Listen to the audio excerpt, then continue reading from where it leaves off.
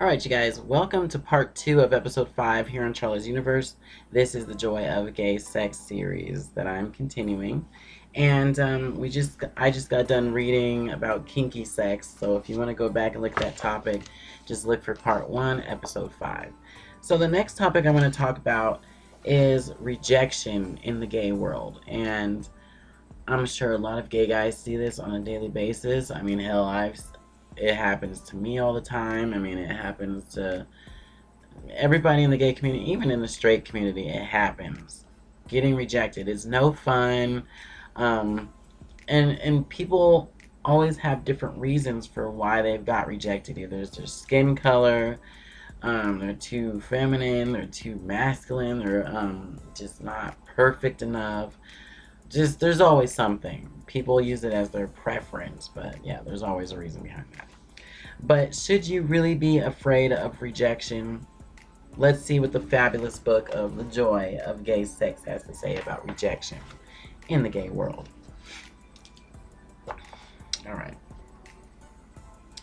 Being rejected by a stranger in a bar on a Tuesday night at 11:30 p.m. is a night of final judgment on whether you are attractive. Ask yourself what his reasons might have been. He might be tired, have a cold, or have a lover waiting for him at home. Perhaps he's just finished having sex, or you're not his type because you have a beard, or because you don't. There's no way you can ascertain his motives, but bear in mind that may have nothing to do with you.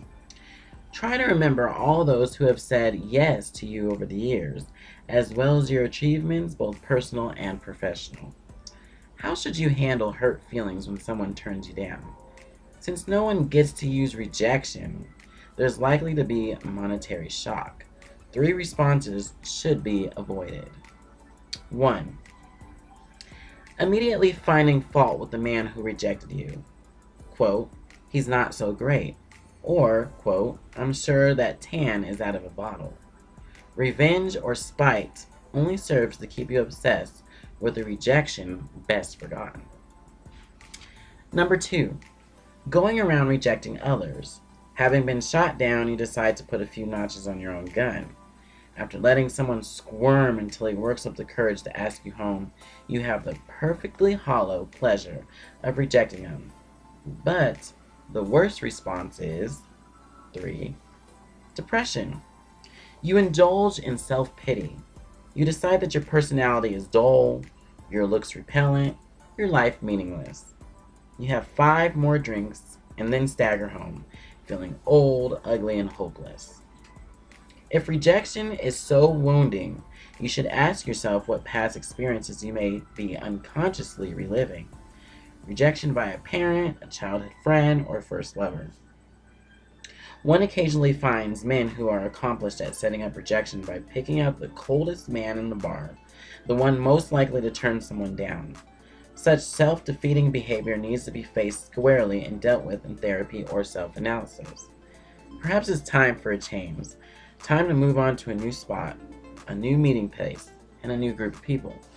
You'll be surprised how being a new face can pick up your social life and cut down rejection.